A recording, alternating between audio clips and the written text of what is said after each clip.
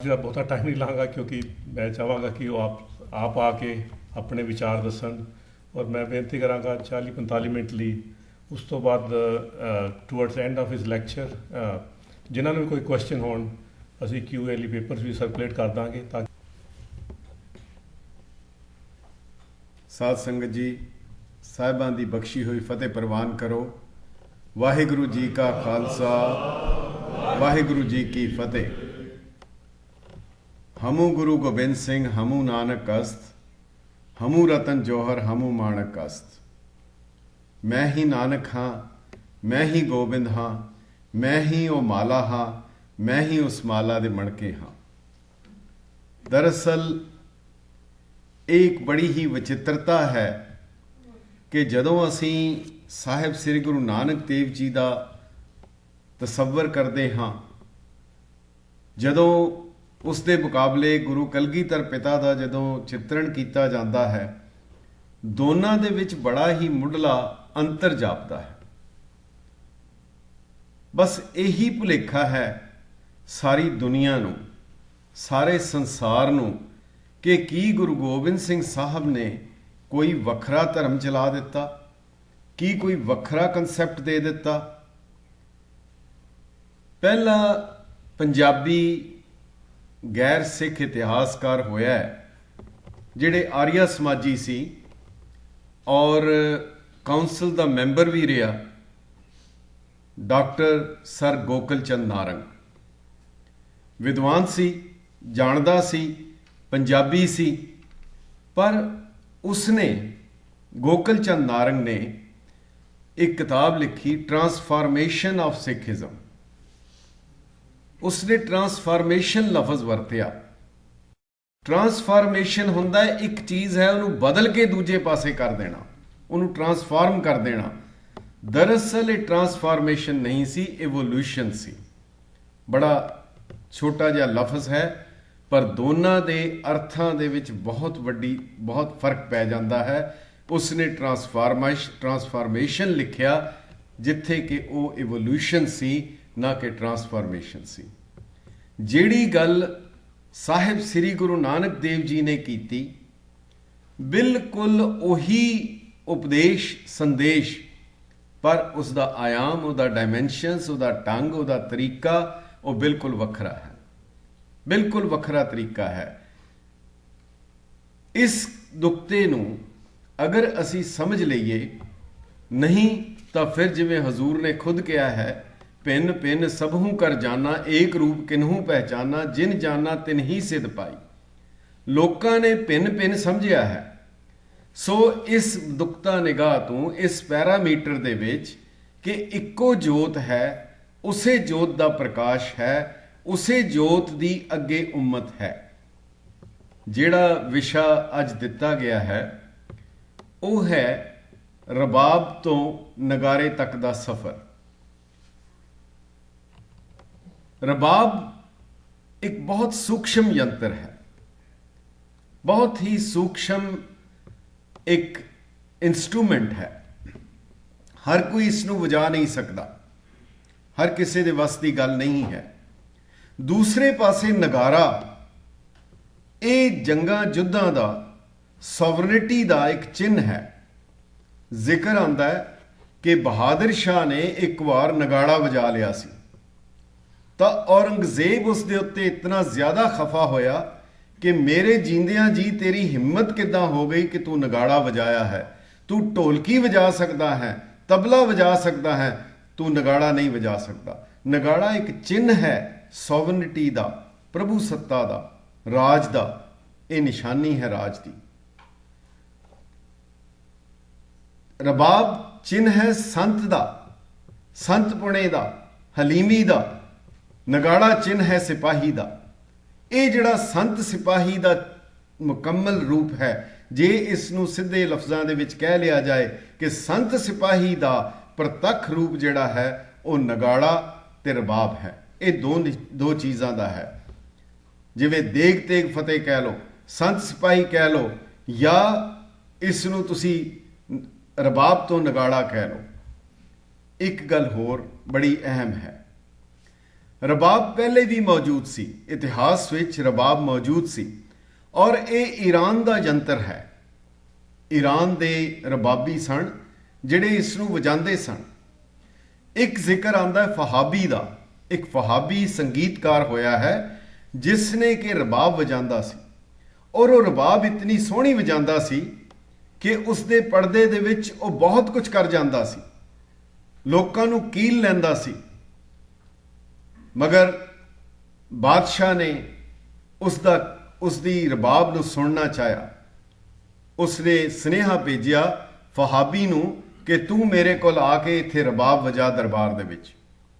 ਜਿਹੜੇ ਸੰਗੀਤਕਾਰ ਹੈ ਜਾਂ ਜਿਹੜੇ ਸੂਖਮ ਕਲਾ ਦੇ ਮਾਲਕ ਹੁੰਦੇ ਹਨ, ਉਹਨਾਂ ਦੀ ਆਪਣੀ ਮਸਤੀ ਵਿੱਚ ਹੁੰਦੇ ਹਨ। ਉਸਨੇ ਇਨਕਾਰ ਕਰ ਦਿੱਤਾ ਕਿ ਤੇਰੇ ਬਾਦਸ਼ਾਹ ਕੋਲੋਂ ਮੈਂ ਕੀ ਲੈਣਾ ਹੈ, ਮੈਂ ਨਹੀਂ ਜਾਵਾਂਗਾ। ਬਾਦਸ਼ਾਹ ਨੇ ਹੁਕਮ ਦਿੱਤਾ ਕਿ ਇਸ ਨੂੰ ਜ਼ਬਰਦਸਤੀ ਫੜ ਕੇ ਲਿਆਂਦਾ ਜਾਏ। ਜ਼ਿਕਰ ਆਂਦਾ ਉਸ ਫਹਾਬੀ ਨੂੰ ਪਕੜ ਕੇ ਉਸ ਨੂੰ ਦਰਬਾਰ ਦੇ ਵਿੱਚ ਲੈ ਆਂਦਾ ਗਿਆ ਔਰ ਉਸ ਨੂੰ ਕਿਹਾ ਤੂੰ ਰਬਾਬ ਵਜਾ। ਉਸਨੇ ਰਬਾਬ ਵਜਾਣੀ ਸ਼ੁਰੂ ਕੀਤੀ, ਸਾਰੇ ਲੋਕ ਹੱਸਣ ਲੱਗ ਪਏ। ਉਸਨੇ ਫਿਰ ਪਰਦਾ ਤਬਦੀਲ ਕੀਤਾ, ਜਿੰਨੇ ਲੋਕ ਉੱਥੇ ਸਨ ਉਹ ਸਾਰੇ ਰੋਣ ਲੱਗ ਪਏ। ਥੋੜੀ ਦੇਰੀ ਬਾਅਦ ਉਸਨੇ ਫਿਰ ਪਰਦਾ ਤਬਦੀਲ ਕੀਤਾ ਔਰ ਉਸ ਤੋਂ ਬਾਅਦ ਸਾਰੇ ਜਿਹੜੇ ਹਨ ਉਹ ਸੌਂ ਗਏ।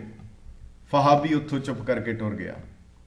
ਇਹ ਇਸ ਦੇ ਕੋਲ 3 ਪਰਦੇ ਸਨ, ਮਗਰ ਗੁਰੂ ਨਾਨਕ ਪਾਤਸ਼ਾਹ ਦੇ ਕੋਲ ਸਾਹਿਬ ਸ੍ਰੀ ਗੁਰੂ ਨਾਨਕ ਦੇਵ ਜੀ ਦਾ ਜੋ ਰਬਾਬੀ ਸੀ, ਜਿਹੜਾ ਉਹਨਾਂ ਦਾ ਰਬਾਬੀ ਸੀ, ਉਹਦੇ ਕੋਲ 4ਥਾ ਪਰਦਾ ਸੀ ਜਿਹੜਾ ਸੁਰਤ ਨੂੰ ਅਕਾਲ ਪੁਰਖ ਨਾਲ ਜੋੜ ਸਕਦਾ ਸੀ।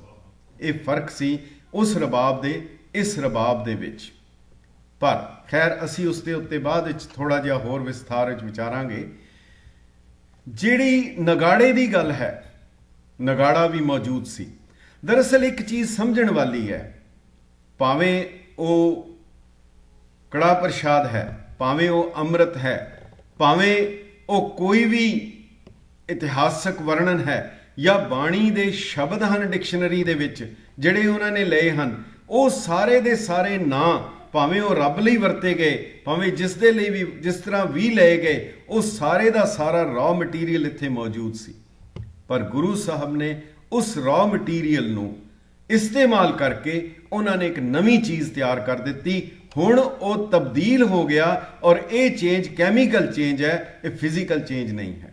ਇਸ ਨੂੰ ਮੁੜ ਵਾਪਸ ਨਹੀਂ ਕੀਤਾ ਜਾ ਸਕਦਾ। ਬਿਲਕੁਲ ਇਸੇ ਤਰੀਕੇ ਦੇ ਨਾਲ ਮੈਂ ਛੋਟੀ ਜੀ ਗੱਲ ਕਰਾਂ, ਗੁਰੂ ਗੋਬਿੰਦ ਸਿੰਘ ਸਾਹਿਬ ਨੇ ਜਿਹੜਾ ਗੁਰਸੰਗਤ ਕੀਨੀ ਖਾਲਸਾ, ਜਿਹੜਾ ਖਾਲਸਾ ਬਣਾ ਦਿੱਤਾ, ਜਿਹੜੀ ਇੱਕ ਨਵੀਂ ਚੀਜ਼ ਤਿਆਰ ਕਰ ਦਿੱਤੀ, ਹੁਣ ਇਸ ਦੀ ਇੱਕ ਖਾਸੀਅਤ ਹੈ, ਉਸ ਨੂੰ ਜ਼ਰੂਰ ਧਿਆਨ ਵਿੱਚ ਰੱਖੋ।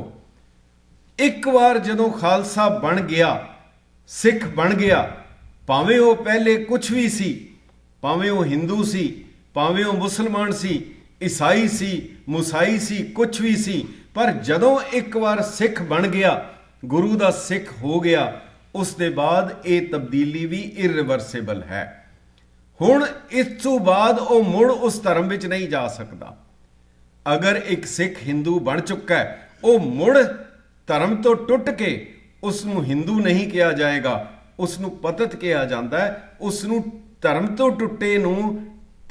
ਤੋਂ ਟੁੱਟੇ ਹੋਏ ਬੰਦੇ ਨੂੰ ਜਿਵੇਂ ਕੋਈ ਮਿੱਟੀ ਤੋਂ ਘੜਾ ਤਿਆਰ ਕਰ ਦਿੱਤਾ ਜਾਏ, ਮਿੱਟੀ ਲੈ ਕੇ ਉਸ ਤੋਂ ਇੱਕ ਘੜਾ ਬਣ ਜਾਏ, ਇੱਕ ਆਰਟ ਪੀਸ ਬਣ ਜਾਂਦੀ ਹੈ। ਜਿਹੜੀ ਮਿੱਟੀ ਹੈ ਉਹ ਗਿਣਤੀ ਵਿੱਚ ਬਹੁਤ ਜ਼ਿਆਦਾ ਹੁੰਦੀ ਹੈ, ਬਹੁਤ ਵਿਸ਼ਾਲ ਹੁੰਦੀ ਹੈ, ਬਹੁਤ ਵਿਸਤ੍ਰਿਤ ਹੁੰਦੀ ਹੈ, ਪਰ ਉਸ ਮਿੱਟੀ ਦੇ ਵਿੱਚੋਂ, ਉਸ ਕਲੇ ਦੇ ਵਿੱਚੋਂ ਕੁਝ ਆਰਟ ਪੀਸ ਤਿਆਰ ਕੀਤੇ ਜਾਂਦੇ ਹਨ।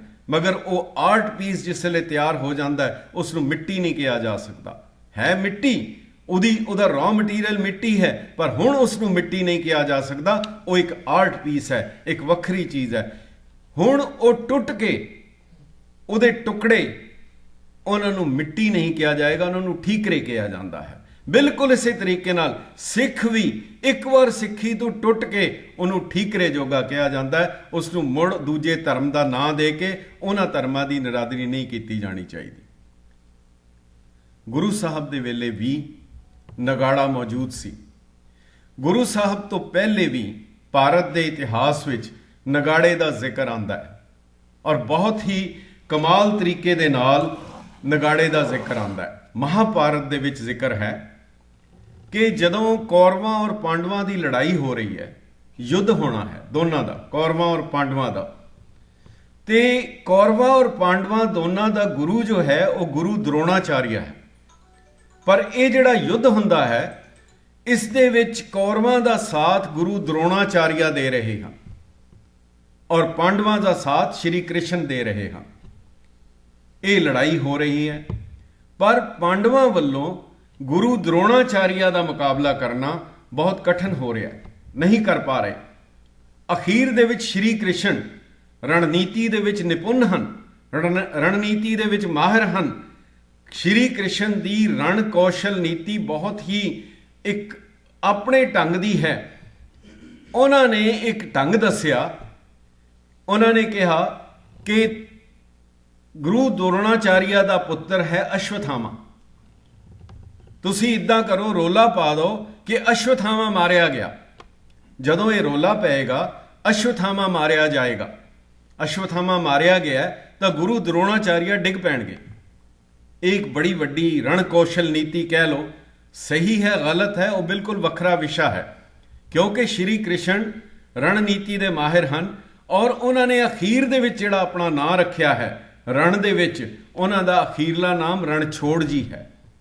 ਉਹਨਾਂ ਨੇ ਆਪਣਾ ਨਾਂ ਰਣਛੋੜ ਜੀ ਰੱਖਿਆ, ਰਣ ਛੱਡ ਦਿੱਤਾ। ਮਗਰ ਸਾਹਿਬ ਸ੍ਰੀ ਗੁਰੂ ਗੋਬਿੰਦ ਸਿੰਘ ਜੀ ਮਹਾਰਾਜ ਵੀ ਜਦੋਂ ਕ੍ਰਿਸ਼ਨਾ ਅਵਤਾਰ ਦਾ ਜ਼ਿਕਰ ਕਰਦੇ ਹਨ, ਕਹਿੰਦੇ ਹਨ, ਹੇ ਰਵ ਹੇ ਸਸ ਹੇ ਕਰੁਣਾਨਿਧ, ਮੇਰੀ ਅਭੈ ਬੇਨਤੀ ਸੁਣ ਲੀਜੇ, ਔਰ न मांगत हो तुम ते कत चाहत हो चित में सोई कीजे, शस्त्रन स्यों अत ही रण भीतर जूझ मरो तो साज पतीजे।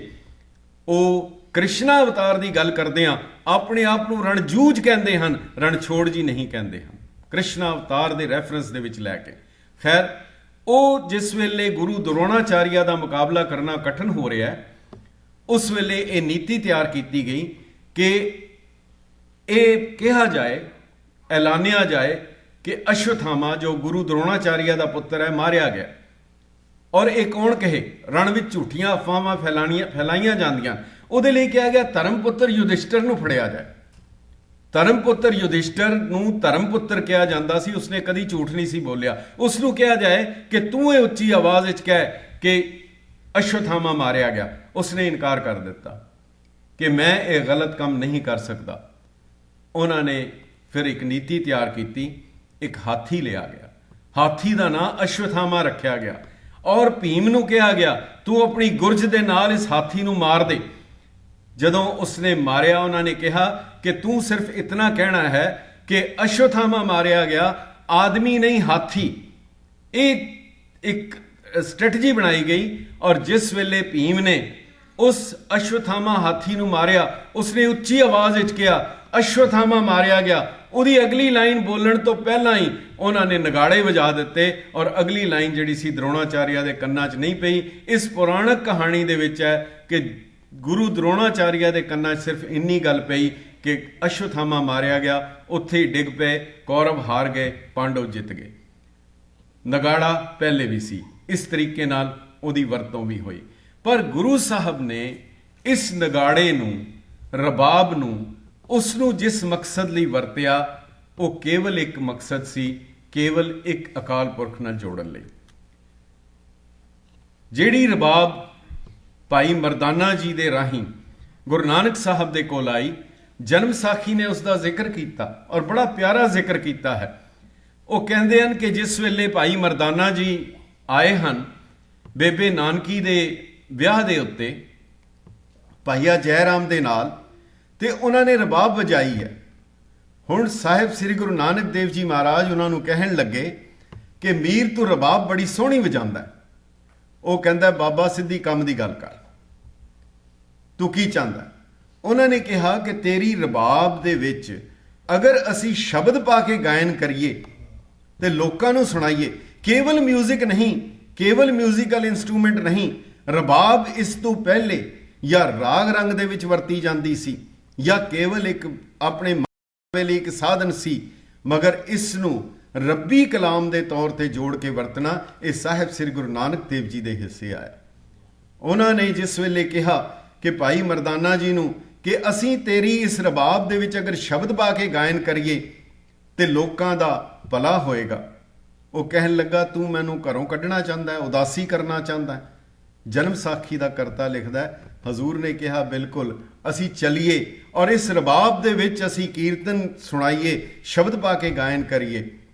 ਤਾਂ ਉੱਥੇ ਜ਼ਿਕਰ ਹੈ ਭਾਈ ਮਰਦਾਨਾ ਜੀ ਕਹਿਣ ਲੱਗੇ ਬਾਬਾ ਮੈਂ ਮੀਰ ਹਾਂ, ਅਮੀਰਾਂ ਦੇ ਘਰਾਂ 'ਚ ਜਾਨਾ, ਮੈਂ ਉੱਥੇ ਰਬਾਬ ਸੁਣਾ ਕੇ ਤਾਰ ਛੇੜ ਕੇ 4 ਛਿੱਲੜ ਲੈ ਆਂਦਾ, ਬੱਚਿਆਂ ਦਾ ਪੇਟ ਪਾਲਦਾ, ਨਾਲੇ ਮੈਂ ਨਮਾਜ਼ ਪੜ੍ਹ ਲੈਣਾ 5 ਵੇਲੇ, ਤੇ ਤੂੰ ਮੈਨੂੰ ਮੇਰੀ ਨਮਾਜ਼ ਵੀ ਛੁਡਾਏਂਗਾ ਤੇ ਬੱਚੇ ਵੀ ਮਰਵਾ ਦੇਂਗਾ, ਚੰਗਾ ਮੇਰਾ ਖੈਰ ਖਾ। ਹਜ਼ੂਰ ਨੇ ਕਿਹਾ ਬੱਚੇ ਤੂੰ ਪਾਲਦਾ ਹੈ ਕਿ ਰੱਬ ਪਾਲਦਾ? ਕਹਿੰਦਾ ਪਾਲਦਾ ਤੇ ਰੱਬ ਹੈ। ਉਹਨਾਂ ਨੇ ਕਿਹਾ ਕਿ ਫਿਰ ਠੀਕ ਹੈ, ਤੇ ਜਿਹੜੀ ਨਮਾਜ਼ ਹੈ ਤੂੰ ਕਿੰਨੀ ਵਾਰੀ ਪੜ੍ਹਦਾ ਹੈ? ਉਹਨਾਂ ਨੇ ਕਿਹਾ 5 ਵਾਰੀ। ਕਹਿੰਦੇ ਤੂੰ 5 ਵਾਰੀ ਕਿਉਂ ਪੜ੍ਹਦਾ ਹੈ? ਹਰ ਵੇਲੇ ਕਿਉਂ ਨਹੀਂ ਪੜ੍ਹਦਾ? ਸਾਸ ਕਿਉਂ ਨਹੀਂ ਕਰਦਾ? ਹਰ ਵੇਲੇ ਕਿਉਂ ਨਹੀਂ ਜਪਦਾ? ਉਹ ਕਹਿਣ ਲੱਗਾ ਇਹ 5 ਵੇਲੇ ਨਾਜ਼ਲ ਹੁੰਦੀ ਹੈ, ਧਰਤੀ ਦੇ ਉੱਤੇ ਆਂਦੀ ਹੈ, ਇਸ ਕਰਕੇ ਮੈਂ 5 ਵਾਰੀ ਪੜ੍ਹਦਾ। ਹਜ਼ੂਰ ਨੇ ਕਿਹਾ ਕਿ ਬਾਕੀ ਵੇਲੇ ਕਿੱਥੇ ਰਹਿੰਦੀ ਹੈ? ਕਹਿੰਦਾ ਮੈਂ ਇੰਨਾ ਨਹੀਂ ਪੜ੍ਹਿਆ ਹੋਇਆ। ਪਰ ਦੇਖੋ ਉਹ ਨਾਲ ਤੁਰੇ ਹਨ, ਜਿਹਨੂੰ ਤੇਜਾ ਸਿੰਘ ਸਾਬਰ ਪੰਥਕ ਕਵੀ ਉਹਨਾਂ ਨੇ ਬੜਾ ਸੋਹਣਾ ਹਵਾਲਾ ਦਿੱਤਾ। ਸੁੱਕੀ ਜੀ ਲੱਕੜੀ ਨੂੰ 1-2 ਨੇ ਤਾਰਾਂ, ਜਦੋਂ ਨਾਲ ਗਾਵੇ ਨਸ਼ਾ ਹੁੰਦਾ ਜਾਂਦਾ ਹੈ, ਬੜੇ ਮਿੱਠੇ ਮਿੱਠੇ ਬੜੇ ਸੋਹਣੇ ਸੋਹਣੇ ਉਹ ਨਗਮੇ ਸੁਣਾਉਂਦਾ ਹੈ। ਕਰਤਾਰ ਕਰਤਾਰ ਕਰਤਾਰ ਕਹਿੰਦਾ ਤੇ ਸੱਚਮੁੱਚ ਹੀ ਕਰਤਾ ਉਹ ਦਿਸਦਾ ਦਸਾਂਦਾ। ਹਾਂ ਜੀ ਕਿਸੇ ਨੇ ਕਿਤੇ ਇਸ ਤਰ੍ਹਾਂ ਦਾ ਕੋਈ ਫਿਰਦਾ ਫਿਰਾਂਦਾ ਉਹ ਰਾਗੀ ਵੀ ਡਿੱਠਾ, ਕਿਉਂ ਜੀ ਕਿਸੇ ਨੇ ਕਿਤੇ ਇਸ ਤਰ੍ਹਾਂ ਦਾ ਕੋਈ ਫਿਰਦਾ ਫਿਰਾਂਦਾ ਰਬਾਬੀ ਵੀ ਡਿੱਠਾ। ਇਸ ਰਬਾਬ ਦਾ ਸਫ਼ਰ ਗੁਰੂ ਨਾਨਕ ਸਾਹਿਬ ਦੇ ਨਾਲ ਤੁਰਿਆ ਹੈ। ਸਾਰੀ ਥਾਂ ਜਿੱਥੇ ਵੀ ਗਏ ਹਨ, ਜੇ ਗੁਰੂ ਨਾਨਕ ਸਾਹਿਬ ਸ੍ਰੀ ਗੁਰੂ ਨਾਨਕ ਦੇਵ ਜੀ ਮਹਾਰਾਜ ਦਾ ਜ਼ਿਕਰ ਆਂਦਾ ਹੈ, ਉੱਥੇ ਉਹਨਾਂ ਦੀ ਰਬਾਬ ਦਾ ਜ਼ਿਕਰ ਵੀ ਆਂਦਾ ਹੈ। ਔਰ ਅਖੀਰ ਦੇ ਵਿੱਚ ਜਿਹੜਾ ਵਾਰਤਾਲਾਪ ਹੈ, ਇਸ ਰਬਾਬ ਦੀ ਗੱਲ ਕਰ ਰਹੇ ਹਾਂ, ਰਬਾਬ ਦੇ ਇਤਿਹਾਸ ਦੀ ਗੱਲ ਕਰ ਰਹੇ ਹਾਂ। ਸਾਹਿਬ ਸ੍ਰੀ ਗੁਰੂ ਨਾਨਕ ਦੇਵ ਜੀ ਮਹਾਰਾਜ ਨੇ ਭਾਈ ਮਰਦਾਨਾ ਜੀ ਨੂੰ ਕਿਹਾ ਮਰਦਾਨਿਆਂ ਤੇਰਾ ਅੰਤ ਸਮਾਂ ਆ ਗਿਆ। ਹੁਣ ਇਹ ਲਫ਼ਜ਼ ਆਪ ਨਾਰਾਇਣ ਕਲਾਤਾਰ ਜਗ ਮੈਂ ਪਰਵਰਿਓ, ਜੇਕਰ ਗੁਰੂ ਨਾਨਕ ਦੇਵ ਜੀ ਮਹਾਰਾਜ ਦੇ ਮੂੰਹ ਚੋਂ ਇਹ ਲਫ਼ਜ਼ ਸੁਣੇ ਹਨ ਕਿ ਉਹ ਭਾਈ ਮਰਦਾਨਾ ਜੀ ਦੀ ਕੀ ਅਵਸਥਾ ਹੋਏਗੀ, ਕਿਹੜੀ ਸਟੇਜ ਹੋਏਗੀ। ਉਹਨਾਂ ਨੇ ਕਿਹਾ ਜੋ ਕਰਤਾਰ ਦਾ ਹੁਕਮ। ਉਹਨਾਂ ਨੇ ਅਗਲਾ ਸਵਾਲ ਕੀਤਾ ਮਰਦਾਨਿਆਂ ਤੈਨੂੰ ਬ੍ਰਾਹਮਣ ਵਾਂਗ ਦਰਿਆ 'ਚ ਸੁੱਟ ਦਈਏ, ਵੈਸ਼ ਵਾਂਗ ਹਵਾ 'ਚ ਸੁੱਟ ਦਈਏ, ਸ਼ੂਦਰ ਵਾਂਗ ਜ਼ਮੀਨ 'ਚ ਦੱਬ ਦਈਏ, ਖੱਤਰੀ ਵਾਂਗ ਸਾੜ ਦਈਏ, ਤੈਨੂੰ ਕੀ ਕੀਤਾ ਜਾਏ?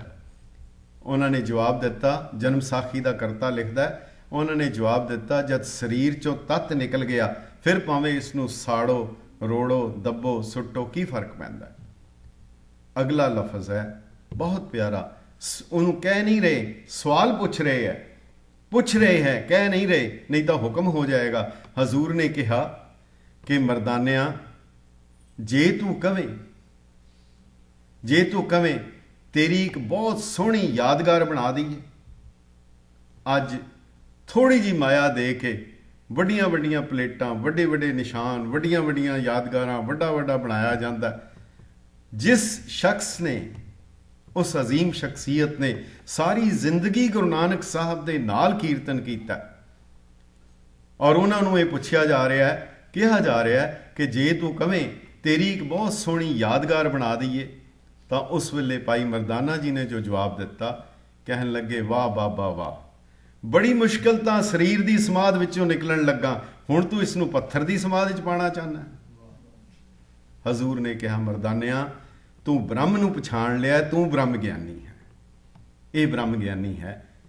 ਔਰ ਉਸ ਵੇਲੇ ਭਾਈ ਵੀਰ ਸਿੰਘ ਜੀ ਨੇ ਲਿਖਿਆ, ਉਹਨਾਂ ਦੀ ਲਿਖਤ ਹੈ ਕਿ ਭਾਈ ਮਰਦਾਨਾ ਜੀ ਦੀ ਦੇਹ ਪਈ ਹੈ, ਗੁਰੂ ਨਾਨਕ ਸਾਹਿਬ ਦੀਆਂ ਅੱਖਾਂ ਦੇ ਵਿੱਚੋਂ ਅਥਰੂ ਡਿੱਗੇ ਹਨ, ਪਹਿਲੀ ਵਾਰ ਡਿੱਗੇ ਹਨ।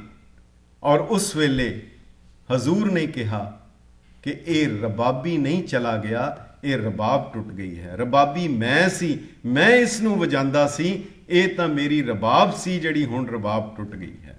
ਟੂਟੀ ਤੰਤ ਰਬਾਬ ਕੀ ਵਾਜੇ ਨਹੀਂ ਵਿਜੋਗ। ਭਾਈ ਵੀਰ ਸਿੰਘ ਜੀ ਕਹਿੰਦੇ ਹਨ ਉਸ ਵੇਲੇ ਸਾਹਿਬ ਸ੍ਰੀ ਗੁਰੂ ਨਾਨਕ ਦੇਵ ਜੀ ਮਹਾਰਾਜ ਦੇ ਹਿਰਦੇ ਵਿੱਚ ਕਿਹੜੇ ਵਲਵਲੇ ਹੋਣਗੇ, ਕਿਹੜੀ ਸੋਚ ਹੋਏਗੀ ਕਿਹੜੀਆਂ ਉਹਨਾਂ ਦੇ ਖਿਆਲ ਹੋਣਗੇ, ਇਸ ਨੂੰ ਕੋਈ ਆਮ ਆਦਮੀ ਮਹਿਸੂਸ ਨਹੀਂ ਕਰ ਸਕਦਾ। ਇਸ ਨੂੰ ਕੋਈ ਪੈਗੰਬਰਾਂ ਵਾਲਾ ਦਿਲ ਤੇ ਵਲੀਆਂ ਵਾਲਾ ਦਿਲ ਹੀ ਇਸ ਨੂੰ ਮਹਿਸੂਸ ਕਰ ਸਕਦਾ ਹੈ। ਉਸ ਵਿਛੋੜੇ ਨੂੰ ਜਿਸ ਦਾ ਜ਼ਿਕਰ ਗੁਰੂ ਨਾਨਕ ਸਾਹਿਬ ਨੇ ਕਿਹਾ ਕਿ ਟੂਟੀ ਤੰਤ ਰਬਾਬ ਕੀ ਵਾਜੇ ਨਾਹੀ ਵਿਜੋਗ, ਇਸ ਨੂੰ ਆਮ ਇਨਸਾਨ ਨਹੀਂ ਉਸ ਨੂੰ ਮਹਿਸੂਸ ਕਰ ਸਕਦਾ। ਉਸ ਦੇ ਬਾਅਦ ਕਾਫੀ ਦੇਰ ਸਾਹਿਬ ਸ੍ਰੀ ਗੁਰੂ ਨਾਨਕ ਦੇਵ ਜੀ ਚੁੱਪ ਰਹੇ ਹਨ। ਬਹੁਤ ਦੇਰੀ ਦੇ ਬਾਅਦ ਫਿਰ ਆਵਾਜ਼ ਆਈ ਹੈ, ਤੁਰਕੀ ਬਾਣੀ ਫਿਰ ਆਈ ਹੈ, ਵਿਛੜਿਆਂ ਮੇਲੇ ਪ੍ਰਭੂ ਨਾਨਕ ਤੁਰ ਸੰਜੋਗ। ਇਹ ਰਬਾਬ ਦਾ ਸਫ਼ਰ ਜਿਹੜਾ ਗੁਰੂ ਨਾਨਕ ਦੇਵ ਜੀ ਮਹਾਰਾਜ ਨੇ ਭਾਈ ਮਰਦਾਨਾ ਜੀ ਨੂੰ ਨਾਲ ਲੈ ਕੇ ਉਹ ਗੁਰੂ ਘਰ ਨੂੰ ਉਹ ਸਾਜ਼ ਦਿੱਤੇ, ਕੀਰਤਨ ਦੀ ਦਾਤ ਦਿੱਤੀ, ਇਹ ਗੁਰੂ ਨਾਨਕ ਦੇਵ ਜੀ ਦੀ ਮਹਾਨ ਬਖਸ਼ਿਸ਼ ਸੀ। ਪਰ ਇਸ ਦਾ ਸਫ਼ਰ ਅੱਗੇ ਤੁਰਦਾ ਹੈ, ਕੇਵਲ ਇੱਥੇ ਤੱਕ ਹੀ ਨਹੀਂ ਸੀ, ਪਰ ਇਸ ਦੇ ਪਾਸੇ ਇਸ ਦੇ ਇਲਾਵਾ ਇੱਕ ਦੂਸਰੀ ਗੱਲ ਹੋਰ ਇੱਥੇ ਅਹਿਮ ਸੀ। ਸਾਹਿਬ ਸ੍ਰੀ ਗੁਰੂ ਅਮਰਦਾਸ ਜੀ ਮਹਾਰਾਜ ਨੂੰ ਇੱਕ ਪ੍ਰਸ਼ਨ ਕੀਤਾ ਸੀ ਕਿ ਇਸ ਧਰਤੀ ਦੇ ਉੱਤੇ ਬਹੁਤ ਧਰਮ ਸਨ, ਬਹੁਤ ਜ਼ਿਆਦਾ ਮਜ਼ਹਬ ਸਨ, ਬਹੁਤ ਧਰਮ ਹੈਗੇ ਹੈ, ਕਿਤਨੇ ਹੀ ਧਰਮ ਹਨ, ਕਿਤਨੇ ਫਿਰਕੇ ਹਨ, ਕਿਤਨੇ ਮਤ ਮਤਾਂਤਰ ਹਨ। ਤਾਂ ਉਸ ਵੇਲੇ ਫਿਰ ਸਾਹਿਬ ਸ੍ਰੀ ਗੁਰੂ ਨਾਨਕ ਦੇਵ ਜੀ ਦੇ ਇਸ ਧਰਮ ਦੀ ਲੋੜ ਕੀ ਪੈ ਗਈ? ਕੀ ਲੋੜ ਸੀ? ਜਦੋਂ ਇਤਨੇ, ਅੱਜ ਸਾਨੂੰ ਵੀ ਕਿਹਾ ਜਾਂਦਾ ਹੈ, ਸਾਨੂੰ ਵੀ ਇਹੀ ਗੱਲ ਸੁਨੇਹਾ ਦਿੱਤਾ ਜਾਂਦਾ, ਬਾਰ-ਬਾਰ ਇਹ ਗੱਲ ਕਹੀ ਜਾਂਦੀ ਹੈ कि लोड़ की है ਤੁਹਾਡੀ, हमारी रक्षा के लिए पैदा हुए, अब इसकी ज़रूरत नहीं है, अब इसकी आवश्यकता नहीं है। खैर वो विशा बिल्कुल वखरा, पर यह गल बार बार कही जाती है। उस वेले भी कहा गया कि जदों सारा कुछ मौजूद है फिर तुहाडी लोड़ की सी। हजूर ने कहा जैसे धरती उपर मेघला बरसत है, क्या धरती मध्य पानी नहीं? धरती दे विच जदों इतना पानी है, 3/4 पानी है, फिर आकाश चो बारिश क्यों हुंदी है? धरती दे पानी नूं रोकिया जा सकता है, हटकिया जा सकता है, गंदला किया जा सकता है, किसी नूं डिप्राइव किया जा सकता है, पर जिहड़ी वो बारिश है उसनूं कोई नहीं रोक सकता। साहिब श्री गुरु नानक देव जी महाराज दियां वो सिक्ख्यावां, गुरमत दी वो बारिश, गुरमत दा वो ज्ञान किसी एक इलाके लिए नहीं सी, किसी एक फिरके लिए नहीं सी, किसी एक विशेष जात लिए नहीं सी, किसी एक विशेष व्यक्ति लिए नहीं सी, उहदियां कोई हदबंदियां नहीं सी। हुण हदबंदियां दी जदों गल आंदी है, इस धरती दे उत्ते, भारत भूमि दे उत्ते, ਇਹ इतनी पवित्र धरती सी कि इत्थे इस धरती दे उत्ते दो महान सभ्यतावां दा, दो महान सिविलाइजेशन दा मिलाप होया, दो मिलियां आके, एक सैमेटिक सन, एक नॉन सैमेटिक सन, जिन्हां विच हिंदूइज्म सी, बुद्धिज्म सी, जैनिज्म सी, ये सारे इत्थों दे सी। पर मुख तौर दे उत्ते ब्राह्मणिज्म सी जिहड़ा इस धरती दे उत्ते सी। दूसरे पासे इस्लाम इस धरती दे उत्ते आया।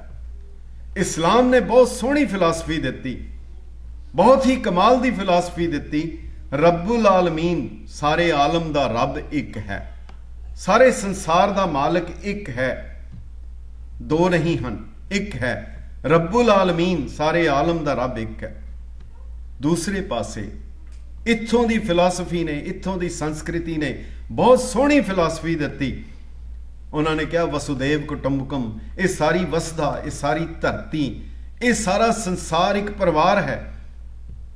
पर इत्थे आके ये दो महान फलसफे मिलाप की बजाय, सिंथेसिस होने की बजाय, एक दूजे नाल रलन की बजाय एक दूजे के विरोधी हो गए, टकराव च बदल गए।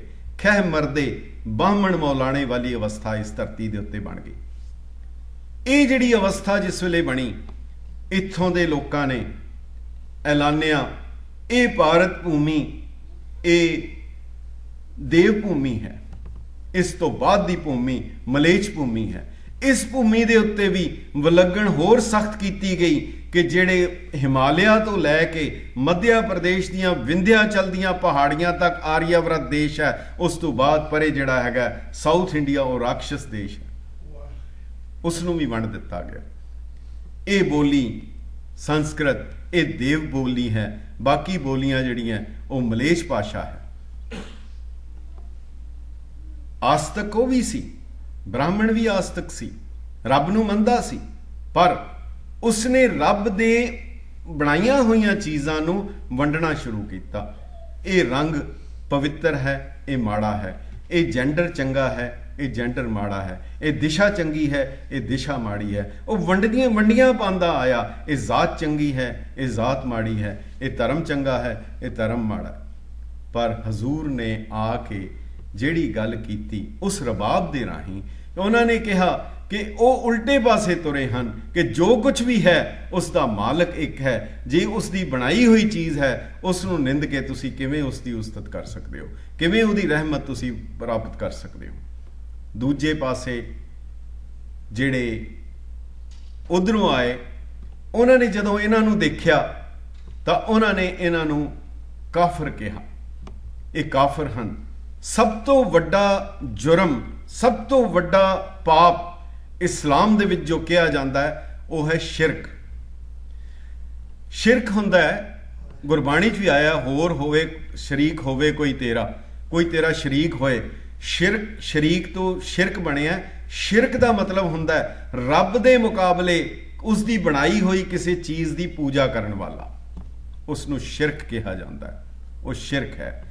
ਸੋ ਉਹਨਾਂ ਦੇ ਲਈ ਕਿਸੇ ਪੱਥਰ ਦੀ ਪੂਜਾ ਕਰਨ ਵਾਲਾ, ਕਿਸੇ ਦੇਵੀ ਦੇਵਤਾ ਦੀ ਪੂਜਾ ਕਰਨ ਵਾਲਾ, ਕਿਸੇ ਦਰਖਤਾਂ ਦੀ, ਸੱਪ ਦੀ, ਠੂਏ ਦੀ, ਕਿਸੇ ਹੋਰ ਚੀਜ਼ ਦੀ ਪੂਜਾ ਕਰਨਾ, ਇਹ ਬਹੁਤ ਵੱਡਾ ਸ਼ਿਰਕ ਹੈ, ਇਹ ਪਾਪ ਹੈ। ਇਹਦੇ ਨਾਲ ਕਿਸੇ ਤਰੀਕੇ ਦੇ ਨਾਲ ਵੀ ਮੁਲਾਕਾਤ ਨਹੀਂ ਹੋ ਸਕਦੀ, ਸੰਜੋਗ ਨਹੀਂ ਹੋ ਸਕਦਾ।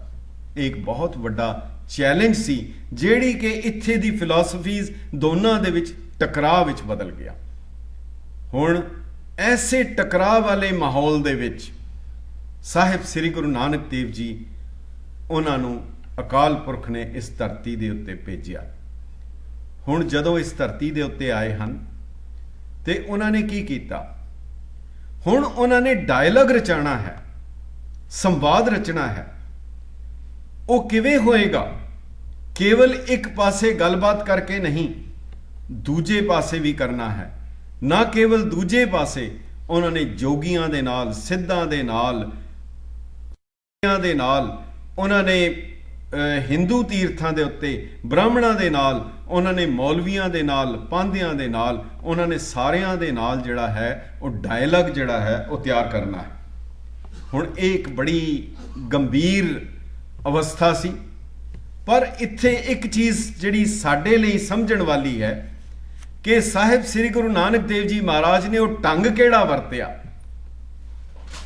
ਜਿਵੇਂ ਜ਼ਿਕਰ ਕੀਤਾ ਭਾਈ ਸਾਹਿਬ ਜੀ ਨੇ, ਇੰਟਰਫੇਥ ਡਾਇਲੌਗ। ਇੰਟਰਫੇਥ ਡਾਇਲੌਗ ਮਤਲਬ ਹੈ ਕਿ ਦੋ ਧਰਮਾਂ ਦੇ ਵਿਚਕਾਰ ਡਾਇਲੌਗ ਦੀ ਗੱਲ ਕਰਨੀ।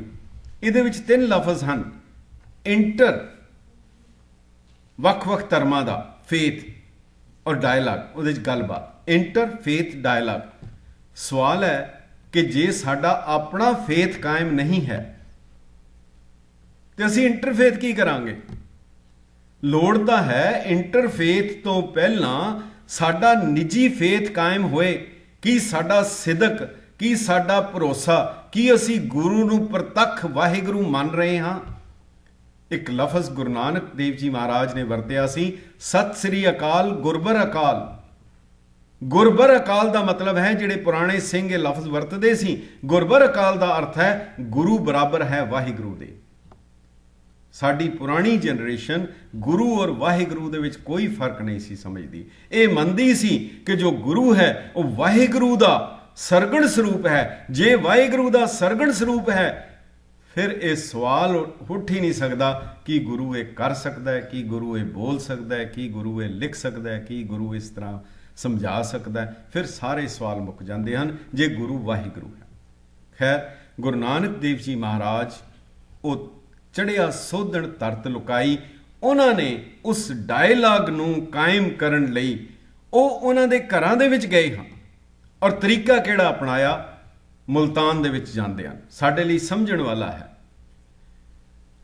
ਇਸ ਤੋਂ ਪਹਿਲੇ ਉਹਨਾਂ ਦਾ ਮਕਸਦ, ਉਹਨਾਂ ਇਸਲਾਮੀ ਦੇਸ਼ਾਂ ਵਿੱਚ ਜਾਣ ਦਾ ਮਕਸਦ ਇਹ ਸੀ ਕਿ ਜਿਹੜੀ ਇਹ ਵਹਿਮੋ ਭਰਮ ਜਿਹੜੇ ਕਾਇਮ ਕੀਤੇ ਗਏ ਹਨ ਕਿ ਇਹ ਮਲੇਛ ਭੂਮੀ ਹੈ, ਇਸ ਵਿਲੱਗਣ ਨੂੰ ਤੋੜਨਾ, ਇਸ ਭਰਮ ਨੂੰ ਤੋੜਨਾ, ਇਹ ਉਹਨਾਂ ਦਾ ਮਕਸਦ ਸੀ।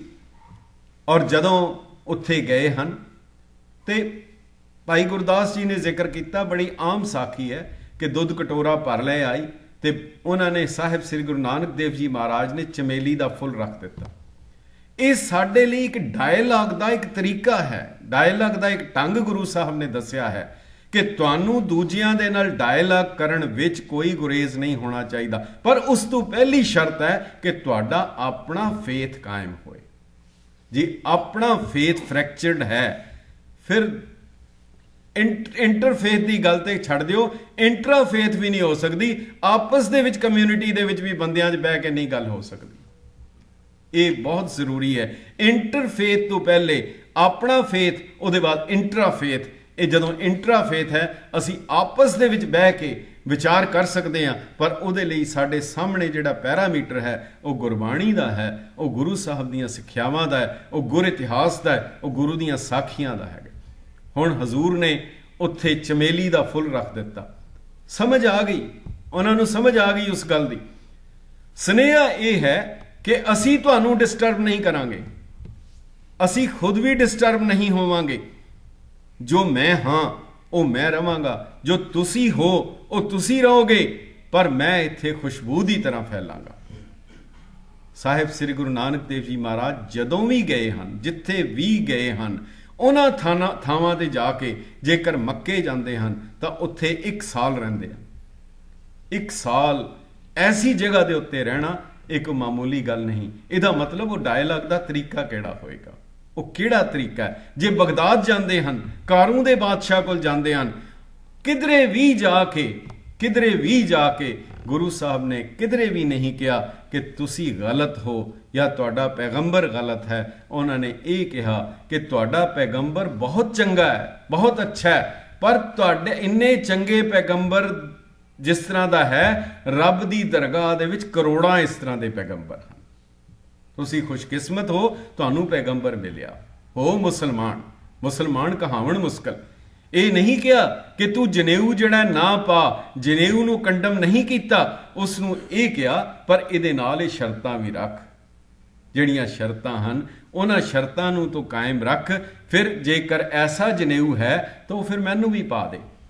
ਪਰ ਦੂਸਰੇ ਪਾਸੇ ਇਸ ਨੂੰ ਆਪਣੀ ਵਿਲੱਖਣਤਾ ਨੂੰ ਕਾਇਮ ਰੱਖਿਆ ਗੁਰੂ ਸਾਹਿਬ ਨੇ। ਮੈਂ ਪਹਿਲੇ ਵੀ ਜ਼ਿਕਰ ਕਰ ਰਿਹਾ ਸੀ, ਜਦੋਂ ਗੁਰੂ ਸਾਹਿਬ ਨੂੰ ਜਨੇਊ ਪਾਉਣ ਲੱਗੇ ਹਨ, ਗੁਰੂ ਸਾਹਿਬ ਦੀ 7-8 ਸਾਲ ਦੀ ਅਵਸਥਾ ਹੈ। ਜਨੇਊ ਪਾਣਾ ਦਵਿਜ ਜਨਮ ਹੁੰਦਾ ਹੈ, ਦੂਜਾ ਜਨਮ ਹੈ, ਬਹੁਤ ਵੱਡੀ ਰਸਮ ਹੈ ਹਿੰਦੂ ਮੱਤ ਦੇ ਵਿੱਚ ਕਿਸੇ ਨੂੰ ਜਨੇਊ ਪਾਣਾ। ਔਰ ਉਸ ਵੇਲੇ ਜਨੇਊ ਪਾਉਣ ਲਈ ਪੂਰੀ ਬਰਾਦਰੀ ਇਕੱਠੀ ਕੀਤੀ ਜਾਂਦੀ ਹੈ। ਲੋਕ ਇਕੱਠੇ ਹੋ ਗਏ, ਸਮਾਗਮ ਕੀਤਾ ਗਿਆ, ਤਿਆਰੀ ਕੀਤੀ ਗਈ। ਔਰ ਉਸ ਤਿਆਰੀ ਦੇ ਵਿੱਚ ਜਦੋਂ ਸਾਰਾ ਕੁਝ ਹੋ ਰਿਹਾ ਹੈ, ਹਜ਼ੂਰ ਦੇਖ ਰਹੇ ਹਨ ਕਿ ਮੇਰੇ ਲਈ ਇਹ ਸਮਾਗਮ ਰਚਿਆ ਜਾ ਰਿਹਾ ਹੈ। ਐਲਾਨ ਕਰ ਦਿੰਦੇ, ਨਿਕਲ ਜਾਂਦੇ ਘਰੋਂ, ਜਿਵੇਂ ਪਹਿਲੇ ਕਈ ਵਾਰ ਨਿਕਲ ਜਾਂਦੇ ਸੀ। ਨਹੀਂ, ਉਹਨਾਂ ਨੇ ਇਹ ਨਹੀਂ ਕਿ ਮੈਂ ਨਹੀਂ ਪਾਵਾਂਗਾ, ਉਹਨਾਂ ਨੇ ਐਲਾਨ ਕਰਨਾ ਸੀ ਕਿ ਮੈਂ ਤੇ ਮੇਰੀ ਉਮਤ ਇਹਨਾਂ ਧਾਗਿਆਂ ਦੇ ਬੰਧਨਾਂ ਵਿੱਚ ਨਹੀਂ ਫਸੇਗੀ। ਉਹਨਾਂ ਨੇ ਹੋਣ ਦਿੱਤਾ, ਸਾਰਾ ਸਮਾਗਮ ਤਿਆਰ ਹੋਣ ਦਿੱਤਾ। ਕਿ ਸਾਡੇ ਵਿੱਚ ਇੰਨੀ ਜੁਰਤ ਹੈ ਕਿ ਅਸੀਂ ਕਹੀਏ ਕਿ ਨਹੀਂ, ਅਸੀਂ ਇਸ ਚੀਜ਼ ਨੂੰ ਨਹੀਂ ਮੰਨਦੇ, ਇਸ ਨੂੰ ਨਹੀਂ ਪ੍ਰਵਾਨ ਕਰ ਸਕਦੇ। ਇਹ ਜਵਾਬ ਆਉਂਦਾ, ਕੀ ਫਰਕ ਪੈਂਦਾ ਜੇ ਥੋੜੀ ਦੇਰ ਟੋਪੀ ਪਾ ਲਈ, ਕੀ ਫਰਕ ਪੈਂਦਾ, ਫਿਰ ਲਾ ਦਿਆਂਗੇ। ਭਾਈ ਤਾਰੂ ਸਿੰਘ ਵੀ ਕਹਿ ਸਕਦੇ ਸੀ, ਇੱਕ ਵਾਰ ਕਰਕੇ ਫਿਰ ਦੁਬਾਰਾ ਰੱਖ ਲਾਂਗੇ, ਕੀ ਫਰਕ ਪੈਂਦਾ, ਪਰ ਨਹੀਂ। ਉਹਨਾਂ ਨੇ ਇਸ ਗੱਲ ਨੂੰ ਸਾਹਿਬ ਸ੍ਰੀ ਗੁਰੂ ਨਾਨਕ ਦੇਵ ਜੀ ਮਹਾਰਾਜ ਨੇ ਦ੍ਰਿੜ ਕੀਤਾ। ਬਹੁਤ ਸੁੰਦਰ ਲਿਖਿਆ ਨਾਨਕਾਇਣ ਦੇ ਵਿੱਚ ਪ੍ਰੋਫੈਸਰ ਮੋਹਨ ਸਿੰਘ ਨੇ। ਕਹਿੰਦੇ ਕਿ ਜਦੋਂ ਤਿਆਰੀ ਹੋ ਗਈ, ਸਾਰੇ ਬੈਠ ਗਏ, ਜਦੋਂ ਹਜ਼ੂਰ ਦੇ ਗਲ ਦੇ ਵਿੱਚ ਉਹ ਜਨੇਊ ਪਾਉਣ ਲੱਗੇ ਹਨ ਤਾਂ ਉਹਨਾਂ ਨੇ ਹੱਥ ਫੜ ਲਿਆ। ਉਹਨਾਂ ਨੇ ਕਿਹਾ, ਤੇਰੇ ਪੈਰਾਂ 'ਚ ਬੰਧਨ ਹੈ, ਤੇਰੇ ਹੱਥਾਂ ਤੇ ਬੰਧਨ ਹੈ, ਤੇਰੀਆਂ ਅੱਖਾਂ ਵਿੱਚ ਬੰਧਨ ਹੈ। ਇਹ ਜਨੇਊ, ਇਹ ਧਾਗੇ ਦਾ ਜਨੇਊ ਮੈਂ ਨਹੀਂ ਪਾ ਸਕਦਾ। ਔਰ ਉਸ ਵੇਲੇ ਪ੍ਰੋਫੈਸਰ ਮੋਹਨ ਸਿੰਘ ਬਹੁਤ ਸੁੰਦਰ ਲਫ਼ਜ਼ ਲਿਖਦੇ ਹਨ। ਉਹਨਾਂ ਨੇ ਕਿਹਾ, ਪਿਆਰ ਨਾਲ ਸਮਝਾਇਆ, ਮੁੜ ਹਰੀ ਦਿਆਲ। ਬਿਲਕੁਲ ਇਦਾਂ ਦਾ ਨਜ਼ਾਰਾ ਹੋਏਗਾ। ਪਿਆਰ ਨਾਲ ਸਮਝਾਇਆ, ਮੁੜ ਹਰੀ ਦਿਆਲ, ਤੇ ਪਿਓ ਨੇ ਧਮਕਾਇਆ, ਕੱਢ ਕੇ ਅੱਖਾਂ ਲਾਲ, ਪਰ ਬਾਬਾ ਨਾ ਡੋਲਿਆ, ਕਾਇਮ ਰੱਖਿਆ ਚਿੱਤ, ਇਹ ਸੀ ਜੀਵਨ ਘੋਲ ਵਿੱਚ ਉਸ ਦੀ ਪਹਿਲੀ ਜਿੱਤ। ਇਹ ਜਿਹੜੀ ਦ੍ਰਿੜਤਾ, ਦੂਸਰੇ ਨੂੰ ਬਿਲਕੁਲ ਕੰਡੈਮ ਨਹੀਂ ਕਰ ਰਹੇ ਹੈਗੇ, ਉਸ ਨੂੰ ਕਹਿ ਰਹੇ ਹੈ ਕਿ ਜੇ ਤੂੰ ਮੁਸਲਮਾਨ ਹੈ ਤੇ ਬਣ, ਜੇ ਤੂੰ ਹਿੰਦੂ ਹੈ ਤੇ ਉਹ ਗੁਣ ਅਪਣਾ, ਉਹਨਾਂ ਨੂੰ ਅਪਣਾ। ਗੁਰੂ ਸਾਹਿਬ ਦੇ ਵੇਲੇ ਧਰਮ ਬਹੁਤ ਸੀ, ਲੋਕ ਧਾਰਮਿਕ ਨਹੀਂ ਸਨ। ਉਹਨਾਂ ਨੂੰ ਧਰਮ ਦੀ ਆਵਾਜ਼ ਦਿੱਤੀ ਕਿ ਹੱਕ ਪਰਾਇਆ ਨਾਨਕਾ ਉਸ ਸੂਰ ਉਸ ਗਾਏ। ਇਹਦੇ 'ਚ ਕਿਹੜੀ ਚੀਜ਼ ਮੁਸ਼ਕਲ ਸੀ ਜਿਹੜੀ ਸਮਝਣ ਵਾਲੀ? ਪਰ ਗੱਲ ਤਾਂ ਅਮਲ ਦੀ ਸੀ, ਅਮਲ ਨਹੀਂ ਸੀ ਹੋ ਰਿਹਾ। ਗੁਰੂ ਸਾਹਿਬ ਨੂੰ ਇਸ ਗੱਲ ਦੇ ਉੱਤੇ ਇਤਰਾਜ਼ ਸੀ। ਤੇ ਜੇਕਰ ਗੁਰੂ ਸਾਹਿਬ ਨੇ ਕਿਹਾ ਕਿ ਨਾਨਕ ਸੱਚੇ ਨਾਮ ਬਿਨ ਕਿਆ ਟਿੱਕਾ ਕਿਆ ਤੱਗ, ਤੇ ਕੀ ਉਹ ਫਿਰ ਸਾਡੇ ਜਿਹੜੇ ਚਿੰਨ੍ਹ ਹਨ ਉਹਨਾਂ ਬਾਰੇ ਵੀ ਲਾਗੂ ਨਹੀਂ ਹੋਏਗਾ? ਕੇਵਲ ਅਗਰ ਭੇਖ ਕਰਕੇ ਹੋਏਗਾ। ਬਹੁਤ ਸੁੰਦਰ ਹਵਾਲਾ ਰਹਿਤਨਾਮੇ ਦਾ ਹੈ ਇਸ ਚੀਜ਼ ਦੇ ਬਾਰੇ। ਹਜ਼ੂਰ ਨੇ ਕਿਹਾ ਕਿ ਜੇਕਰ ਕੋਈ ਖੋਤਾ ਲੈ ਆਓ, ਉਸ ਨੂੰ ਨਵਾਓ ਧਵਾਓ, ਉਸ ਦੇ ਸਿਰ ਦੇ ਉੱਤੇ ਫੁੱਲਾਂ ਦੀ ਮਾਲਾ ਰੱਖ ਦਿਓ, ਉਸ ਦੇ ਕਰਕੇ ਉਹਦੀ ਇੱਜ਼ਤ ਨਹੀਂ ਵਧੇਗੀ, ਉਸ ਦੇ ਕਰਕੇ ਇੱਜ਼ਤ ਨਹੀਂ ਹੋ ਜਾਏਗੀ, ਬਲਕਿ ਉਹ ਹਾਸੇ ਦਾ ਕਾਰਨ ਬਣੇਗਾ। ਹਜ਼ੂਰ ਨੇ ਕਿਹਾ ਜੋ ਕਾਹੂਲੇ ਗਧਾ ਨਵਾਇਓ, ਫੂਲ ਮਾਲ ਤੇ ਮੂੰਡ ਧਰਾਇਓ, ਤੇਕਰ ਤਾਕੀ ਸੋਭਾ ਨਾਹੀ, ਹਾਸੀ ਹੋਤ ਸਬਸ ਜਗ ਮਾਹੀ, ਤਿਮ ਕੁਰੈਤੀਏ ਕੇਸ ਰਖਾਏ, ਕਹੋ ਸੋ ਕੈਸੇ ਸੋਭਾ ਪਾਏ। ਬੇਗ ਬਿਨਾ ਜਿਮਬਾਜ਼ੀ ਹੀਨ, ਰਹਿਤ ਬਿਨਾ ਇਹ ਕੇਸ ਮਲੀਨ, ਰਹਿਤ ਬਿਨਾ ਇਹ ਕੇਸ, ਰਹਿਤ ਬਿਨਾ ਸਿਰ ਕੇਸ ਵੀ ਦੁਖਨ, ਰਹਿਤ ਸੋ ਕੇਸਨ ਕੋ ਅਤ ਭੂਖਨ। ਕੇਸਾਂ ਦਾ ਸ਼ਿੰਗਾਰ ਵਸਮਾ ਰੰਗ ਜਾਂ ਡਾਈ ਨਹੀਂ ਹੈ, ਕੇਸਾਂ ਦਾ ਸ਼ਿੰਗਾਰ ਰਹਿਤ ਹੈ। ਰਹਿਤ ਸੋ ਕੇਸਨ ਕੋ ਅਤ ਭੂਖਨ, ਰਹਿਤ ਬਿਨਾ ਸਿਰ ਕੇਸ ਵੀ ਦੁਖਨ। ਸੋ ਗੱਲ ਜਿਹੜੀ ਸੀ, ਜਿਹੜੀ ਗੱਲ ਗੁਰੂ ਨਾਨਕ ਦੇਵ ਜੀ ਮਹਾਰਾਜ ਨੇ ਕੀਤੀ, ਬਿਲਕੁਲ ਉਸੇ ਗੱਲ ਨੂੰ ਲਫ਼ਜ਼ਾਂ ਦਾ ਫਰਕ ਹੋਏਗਾ। ਜੇਕਰ ਸਾਹਿਬ ਸ੍ਰੀ ਗੁਰੂ ਨਾਨਕ ਦੇਵ ਜੀ ਮਹਾਰਾਜ ਕਹਿ ਰਹੇ ਹਨ ਅਲਮਲ ਖਾਈ ਸਿਰ ਛਾਈ ਪਾਈ, ਮੂਰਖ ਅੰਧੇ ਪੱਤ ਗਵਾਈ, ਮੜੀ ਮਸਾਣੀ ਰਹੇ ਬਿਬਾਣੀ, ਤੇ ਗੁਰੂ ਗੋਬਿੰਦ ਸਿੰਘ ਸਾਹਿਬ ਕੀ ਕਹਿ ਰਹੇ ਹਨ? ਖੂਕ ਮਲ ਹਾਰੀ ਗਜ ਗਧਾ ਵਿਭੂਤ ਧਾਰੀ, ਗਿੱਧੂਆ ਮਸਾਨ ਬਾਸ ਕਰਿਓ ਹੀ ਕਰਤ ਹੈ, ਘੁੱਗੂ ਮਟ ਬਾਸੀ ਲਗੇ ਡੋਲਤ ਉਦਾਸੀ ਮ੍ਰਿਗ, ਤਰਵਰ ਸਦੀ ਮੌਨ ਸਾਧੇ ਹੀ ਮਰਤ ਹੈ, ਬਿੰਦ ਕੇ ਸਧਈਆ ਤਾਏ ਹੀਜ ਕੀ ਬਡਈਆ ਦੇਤ, ਬੰਦਰਾ ਸਦੀਪ ਪਾਏ ਨਾਂਗੇ ਹੀ ਮਰਤ ਹੈ, ਫਿਰਤ ਹੈ ਅੰਗਨਾ ਅਧੀਨ। ਪਰ ਇੱਕ ਗੱਲ ਕਹੀ, ਇਹ ਬਹੁਤ ਬਹੁਤ ਅਹਿਮ ਹੈ। ਹਜ਼ੂਰ ਸੱਚੇ ਪਾਤਸ਼ਾਹ ਨੇ ਕਿਹਾ ਕਿ ਜਿਹੜੇ ਬੰਦੇ ਭੇਖ ਵਾਲੇ ਹੋਣਗੇ, ਹਜ਼ੂਰ ਨੇ ਕਿਹਾ ਮੈਂ ਭੇਖੀ ਨਹੀਂ ਹੋਵਾਂਗਾ, ਨਾ ਭੇਖੀ ਕਹਾਊਂ ਨਾ ਕੁਰਮੰ ਕਮਾਊਂ, ਮੈਂ ਕੋ ਕਰਮ ਨਹੀਂ ਕਰਾਂਗਾ, ਮੈਂ ਭੇਖੀ ਨਹੀਂ ਕਮਾਵਾਂਗਾ। ਮੈਂ ਜੇ ਕਿਰਪਾਨ ਪਾਈ ਹੈ, ਸ੍ਰੀ ਸਾਹਿਬ ਪਾਈ ਹੈ, ਮੈਂ ਵਰਤਾਂਗਾ, ਮੈਂ ਡਿਕਲੇਅਰਡ ਹੈਗਾ, ਮੈਂ ਭੇਖ ਕਰਕੇ ਨਹੀਂ ਪਾਵਾਂਗਾ। ਉਹਨਾਂ ਨੇ ਕਿਹਾ ਮੈਂ ਕਹੋ ਪ੍ਰਭੂ ਸੋ ਪਾਖ ਹੋ, ਕਿਸੂ ਨਾ ਕਾਨ ਰਾਖ ਹੋ, ਅਭੇਖ ਬੀਜ ਬੀਜ ਹੋ, ਅਲੇਖ ਬੀਜ ਬੀਜ ਹੋ, ਅਨੰਤ ਨਾਮ ਗਾਏ ਹੋ, ਪਰਮ ਪੁਰਖ ਪਾਏ ਹੋ, ਮੈਂ ਭੇਖੀ ਨਹੀਂ ਬਣਾਂਗਾ। ਤੇ ਹਜ਼ੂਰ ਨੇ ਇਹੀ ਗੱਲ ਜਿਹੜੀ ਸੀ ਉੱਥੇ ਉਹਨਾਂ ਨੇ ਕਹੀ ਕਿ ਜੇਕਰ ਉਹ ਸਾਰੇ ਕਰਮ ਕਰਨ ਹੈਗੇ ਆ ਤੇ ਫਿਰ ਇਹ ਵੀ ਕੀ ਹੋਏਗਾ। ਇਸ ਦੇ 'ਚ ਉਹਨਾਂ ਨੇ ਇੱਕ ਗੱਲ ਕਹੀ, ਅੰਗਨਾ ਅਧੀਨ। ਜਿਹੜੇ ਬੰਦੇ ਕੇਵਲ ਭੇਖ ਕਰਕੇ ਹੋਣਗੇ, ਭਾਵੇਂ ਉਹ ਕਿਸੇ ਵੀ ਮਜ਼ਹਬ ਦੇ ਵਿੱਚ ਹੋਣ, ਕਿਸੇ ਵੀ ਫਿਰਕੇ ਦੇ ਵਿੱਚ ਹੋਣ, ਅਗਰ ਭੇਖ ਕਰਕੇ ਹਨ, ਫਿਰ ਇੱਕ ਗੱਲ ਸਮਝ ਲੈਣਾ, ਉਹ ਨਿਸ਼ਚਿਤ ਤੌਰ ਤੇ ਅੰਗਨਾ ਅਧੀਨ। ਐਸੇ ਬੰਦੇ ਉਹ ਆਪਣੇ ਅੰਗਾਂ ਦੇ ਅਧੀਨ ਹਨ। ਅੰਗਨਾ ਅਧੀਨ, ਇਹ ਦੋ ਚੀਜ਼ਾਂ 'ਚ ਬੜੇ ਐਕਸਪਰਟ ਹੋਣਗੇ। ਇਹਨਾਂ ਨੂੰ ਦੇਖ ਲੈਣਾ, ਇਹ ਦੋ ਚੀਜ਼ਾਂ 'ਚ ਬਹੁਤ ਹੀ ਮਾਹਿਰ ਹੋਣਗੇ। ਕਿਹਦੇ 'ਚ? ਇੱਕ ਕਾਮ ਵਿੱਚ, ਇੱਕ ਕ੍ਰੋਧ ਵਿੱਚ। अंगना अधीन काम क्रोध में प्रवीण एक ज्ञान के विहीन छीन कैसे कहता रहता है। इस संसार सागर नूं रब्बी ज्ञान के बिना नहीं तरिया जा सकता, केवल भेख दे नाल नहीं तरिया जाएगा। साहिब श्री गुरु नानक देव जी महाराज का वो जिहड़ा सफ़र है, जिहड़ा तलवंडी राय पोए तो शुरू हुंदा है, बेअंत है। भावें साहिब श्री गुरु नानक देव जी की गल की जाए या गुरु गोबिंद सिंह साहब की की जाए। अले यार खां जोगी रहमानी ने बहुत सोहना किया, करतार की सौगंध है, नानक की कसम है, जितनी भी हो तारीफ गोबिंद की वो कम है। हर चंद मेरे हाथ में पुरजोर कलम है, सतगुर के लिखूं वसफ कहाँ ताबे रकम है। एक आंख से क्या बुलबुला कुल बहर को देखे, सागर को या मझधार को या लहर को देखे। मैं किहड़े पासे देखा, मैं किहड़े पासे जावां, मैं किहड़ी गल करां, किस किस पक्ष की गल करां। ये सफ़र रबाब दा साहिब श्री गुरु रामदास जी तक पहुँचता है। उन्होंने सरोवर की सिरजना की है। इस सरोवर की किधरे पासे करके नहीं बनाया, किधरे वख जंगलों के पहाड़ों के नहीं बनाया, उस शाहराह के उत्ते बनाया, उस जीटी रोड से बनाया, मेन हाईवे ते बनाया, जिथे साध भी लंघणगे, डाकू भी लंघणगे, बादशाह भी लंघणगे, लुटेरे भी लंघणगे।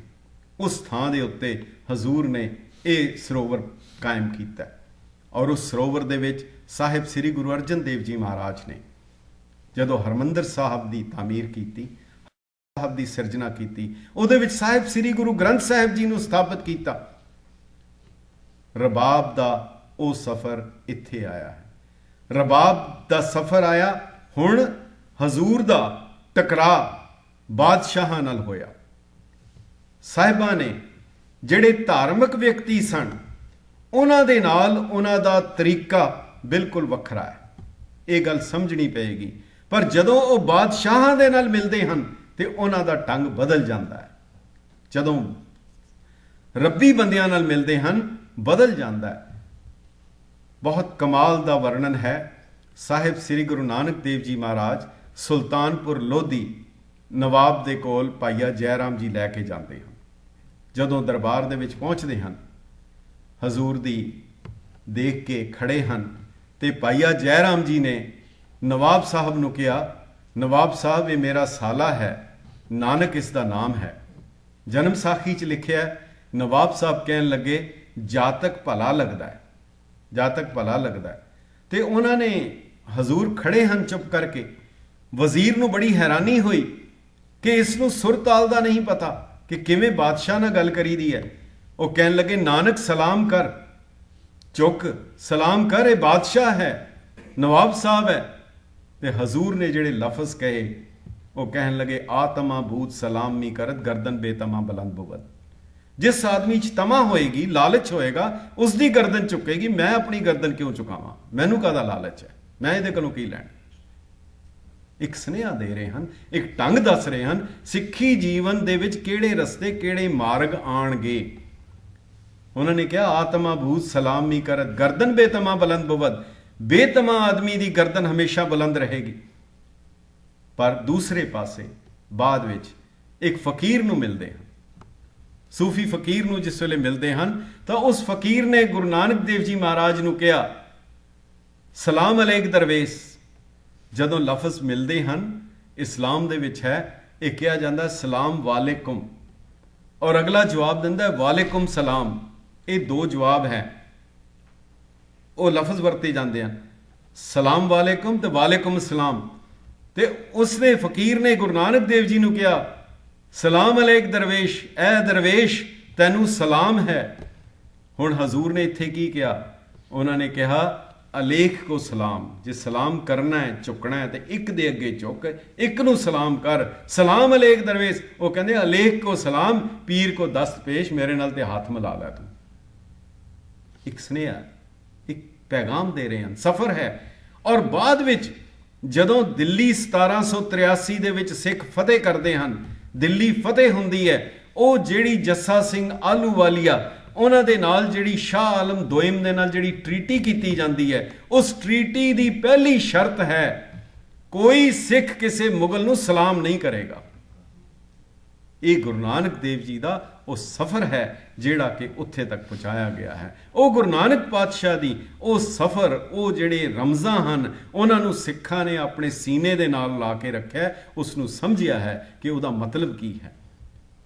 ਔਰ ਇਸ ਕਰਕੇ ਜਦੋਂ ਪੰਥ ਪ੍ਰਕਾਸ਼ ਦੇ ਵਿੱਚ ਵੀ ਇਹੀ ਕਿਹਾ ਗਿਆ ਕਿ ਕਦੀ ਸਲਾਮ ਨਹੀਂ ਕਰਦੇ ਕਿਸੇ ਨੂੰ, ਵਾਹਿਗੁਰੂ ਕੀ ਫਤਿਹ ਗਜੈ ਹੈ, ਇਹ ਲਫ਼ਜ਼ ਉਹਦੇ ਵਿੱਚ ਵੀ ਅੰਕਿਤ ਹੈ। ਜਦੋਂ ਹਰਮੰਦਰ ਸਾਹਿਬ ਬਣ ਗਿਆ, ਫਿਰ ਹਕੂਮਤਾਂ ਨੂੰ ਨਜ਼ਰ ਆਉਣਾ ਸ਼ੁਰੂ ਹੋ ਗਿਆ ਕਿ ਇਹ ਤਾਂ ਗੱਲ ਕੁਝ ਕੇਵਲ ਇੱਕ ਫਕੀਰੀ ਨਹੀਂ ਹੈ, ਇਹ ਕੇਵਲ ਰਬਾਬ ਦੀ ਗੱਲ ਨਹੀਂ ਹੈ, ਇਸ ਤੋਂ ਅੱਗੇ ਜਾ ਰਹੀ ਹੈ। ਉਹਨਾਂ ਨੇ ਐਲਾਨਿਆ ਇਹ ਦੁਕਾਨੇ ਬਾਤਲ ਹੈ, ਇਹ ਝੂਠ ਦੀ ਦੁਕਾਨ ਹੈ, ਇਸ ਨੂੰ ਬੰਦ ਕੀਤਾ ਜਾਏਗਾ, ਇਸ ਨੂੰ ਬੰਦ ਕਰ ਦਿੱਤਾ ਜਾਏ ਔਰ ਇਸ ਨੂੰ ਕਤਲ ਕਰ ਦਿੱਤਾ ਜਾਏ। ਰਬਾਬ ਵਜਾਣੀ ਆਸਾਨ ਨਹੀਂ ਹੈ, ਰਬਾਬ ਵਜਾਣੀ ਆਸਾਨ ਨਹੀਂ ਹੈ। ਉਸ ਦਾ ਅੰਜਾਮ ਇੱਥੇ ਤੱਕ ਆਏਗਾ। ਜੇ ਉੱਥੇ ਤੱਕ ਪਹੁੰਚਣ ਦੀ ਤਮੰਨਾ ਹੈ, ਇੱਛਾ ਹੈ, ਫਿਰ ਗੁਰੂ ਨਾਨਕ ਦੇਵ ਜੀ ਨੇ ਪਹਿਲੇ ਕਹਿ ਦਿੱਤਾ ਜੋ ਤੋ ਪ੍ਰੇਮ ਖੇਲਣ ਕਾ ਚਾਓ, ਸਿਰ ਤਰ ਤਲੀ ਗਲੀ ਮੇਰੀ ਆਓ। ਇਤ ਮਾਰਗ ਪੈਰ ਧਰੀਜੇ, ਸਿਰ ਦੀਜੇ ਕਾਣ ਨਾ ਕੀਜੇ। ਗੁਰੂ ਅਰਜਨ ਦੇਵ ਜੀ ਨੇ ਕਹਿਤਾ ਪਹਿਲਾਂ ਮਰਨ ਕਬੂਲ ਜੀਵਨ ਕੀ ਛਡਾਸ। ਜੇ ਇਹ ਹੈ ਫਿਰ ਇਸ ਮਾਰਗ ਤੇ ਆਓ। ਕਬੀਰ ਸਾਹਿਬ ਨੇ ਕਹਿਤਾ ਜੋ ਤੈ ਸਾਧ ਪਿਰਮ ਕੀ, ਸੀਸ ਕਾਟ ਕਰ ਗੋਏ, ਖੇਲਤ ਖੇਲਤ ਹਾਲ ਕਰ ਜੋ ਕਿਛ ਹੋਏ ਸੋ ਹੋਏ। ਬਹੁਤ ਕਮਾਲ ਦਾ ਜ਼ਿਕਰ ਹੈ। ਸਾਹਿਬ ਸ੍ਰੀ ਗੁਰੂ ਨਾਨਕ ਦੇਵ ਜੀ ਭਾਈ ਲਾਲੋ ਦਾ ਬੂਹਾ ਖੜਕਾਉਂਦੇ ਹਨ। ਜਨਮ ਸਾਖੀ 'ਚ ਲਿਖਿਆ, ਅੰਦਰੋਂ ਆਵਾਜ਼ ਆਈ, ਕੌਣ? ਹਜ਼ੂਰ ਨੇ ਕਿਹਾ, ਇੱਕ ਮੁਸਾਫਰ ਹਾਂ। ਭਾਈ ਲਾਲੋ ਕਹਿੰਦੇ, ਬਾਬਾ ਸਿੱਧੀ ਕੰਮ ਦੀ ਗੱਲ ਕਰ, ਇੱਥੇ ਸਾਰੇ ਹੀ ਮੁਸਾਫਰ ਹੈ। ਹਜ਼ੂਰ ਨੇ ਕਿਹਾ, ਤੂੰ ਦਰਵਾਜ਼ਾ ਖੋਲ ਦੇ, ਤੇਰੇ ਨਾਲ ਸਾਡੀ ਬਣ ਆਏਗੀ। ਜਿਸ ਨੂੰ, ਜਿਹੜਾ ਆਪਣੇ ਆਪ ਨੂੰ ਮੁਸਾਫਰ ਸਮਝੇਗਾ, ਸਾਹਿਬ ਸ੍ਰੀ ਗੁਰੂ ਨਾਨਕ ਦੇਵ ਜੀ ਦੀ ਉਹਦੇ ਨਾਲ ਬਣੇਗੀ, ਦੂਜੇ ਨਾਲ ਬਣ ਹੀ ਨਹੀਂ ਸਕਦੀ। ਜਿਹੜਾ ਆਪਣੇ ਆਪ ਨੂੰ ਮੁਸਾਫਰ ਨਹੀਂ ਸਮਝੇਗਾ। ਜਦੋਂ ਹਰਮੰਦਰ ਸਾਹਿਬ ਨੂੰ ਦੁਕਾਨੇ ਬਾਤਲ ਕਹਿ ਦਿੱਤਾ ਗਿਆ, ਜਦੋਂ ਉਸ ਨੂੰ ਝੂਠ ਦੀ ਦੁਕਾਨ ਕਹਿ ਕੇ ਗੁਰੂ ਅਰਜਨ ਦੇਵ ਜੀ ਨੂੰ ਕਤਲ ਸ਼ਹੀਦ ਕਰਨ ਦਾ ਹੁਕਮ ਦੇ ਦਿੱਤਾ ਗਿਆ, ਹੁਣ ਉਸ ਦੇ ਬਾਅਦ ਇਸ ਰਬਾਬ ਦਾ ਸਫ਼ਰ ਅੱਗੇ ਵਧਦਾ ਹੈ। ਗੁਰੂ ਹਰਗੋਬਿੰਦ ਸਾਹਿਬ ਨੇ ਅਕਾਲ ਤਖਤ ਸਾਹਿਬ ਦੀ ਸਿਰਜਣਾ ਕੀਤੀ। ਹਰਮੰਦਰ ਸਾਹਿਬ ਦੇ ਵਿੱਚ ਰਬਾਬ ਸੀ, ਹਰਮੰਦਰ ਸਾਹਿਬ ਵਿੱਚ ਨਗਾਰਾ ਨਹੀਂ ਰੱਖਿਆ ਗਿਆ, ਨਗਾੜਾ ਸ੍ਰੀ ਅਕਾਲ ਤਖਤ ਸਾਹਿਬ ਦੇ ਉੱਤੇ ਰੱਖਿਆ ਗਿਆ। ਉਸ ਥਾਂ ਦੇ ਉੱਤੇ ਉਹ ਨਗਾੜਾ ਰੱਖਿਆ ਗਿਆ, ਅਕਾਲ ਤਖਤ ਸਾਹਿਬ ਦੇ ਉੱਤੇ ਨਗਾੜਾ ਰੱਖਿਆ। ਹਰਮੰਦਰ ਸਾਹਿਬ ਦੇ ਵਿੱਚ ਸਿੰਘਾਸਨ ਦੇ ਉੱਤੇ, ਪਾਲਕੀ ਦੇ ਉੱਤੇ ਗੁਰੂ ਗ੍ਰੰਥ ਸਾਹਿਬ ਦਾ ਪ੍ਰਕਾਸ਼ ਕੀਤਾ ਗਿਆ, ਪਰ ਅਕਾਲ ਤਖਤ ਸਾਹਿਬ ਦੇ ਉੱਤੇ ਉਹਨਾਂ ਸਿੰਘਾਸਨ, ਉਸ ਪਾਲਕੀ ਦੇ ਵਿੱਚ ਸ਼ਸਤਰਾਂ ਦਾ ਪ੍ਰਕਾਸ਼ ਕੀਤਾ ਗਿਆ। ਵੱਖ ਨਜ਼ਰ ਆਉਂਦੇ ਹੈ, ਲੋਕਾਂ ਨੂੰ ਵੱਖ-ਵੱਖ ਨਜ਼ਰ ਆਉਂਦੇ ਹੈ, ਮਗਰ ਬਿਲਕੁਲ ਇੱਕੋ ਹੀ ਹੈ। ਜਿਸ ਨੇ ਕਿਹਾ ਸੀ, ਸਮਰੱਥ ਰਾਮਦਾਸ ਨੇ, ਜਦੋਂ ਉਸਨੇ ਕਿਹਾ ਸੀ ਇਹ ਨਾਨਕ ਦੀ, ਗੁਰੂ ਨਾਨਕ ਦੀ ਗੱਦੀ ਤੇ ਕਿਸੇ ਨੇ ਕਬਜ਼ਾ ਕੀਤਾ, ਤਾਂ ਹਜ਼ੂਰ ਨੇ ਕਿਹਾ ਸੀ ਕਿ औरत ईमान, दौलत गुजरान, पुत्र निशान, शस्त्र गरीब की रक्षा, जरवाणे की पक्षा, बाबा नानक माया नहीं त्यागी थी, माया का मोह त्याग्या था। समर्थ रामदास ने कहा सी, ये बात हमारे मन पावती है। हजूर सच्चे पातशाह ने ओ नगाड़ा हरमंदर साहब की बजाय अकाल तख्त साहब ते रखा। बाद विच जदों गुरुद्वारे साहिब की तामीर हुई, फिर इन्हां दोनों नूं इकट्ठियां कीता गया। सिख रहत मर्यादा ने कहा कि इन्हां दोनों नूं एक थां दे उत्ते रखिया जाए। हर गुरुद्वारे विच नगाड़ा रखना जिहड़ा लाजमी है, एक रहत मर्यादा की शर्त है कि हर गुरुद्वारे दे विच ही नगाड़ा उसनूं जरूर रखिया जाए और जिहड़ा समय सिर वजाया जाए। नगाड़ा निशानी है सॉवरनिटी दी, आज़ादी दी, खुद मुख्तियारी दी और अपने आप नूं वखरेपन दी।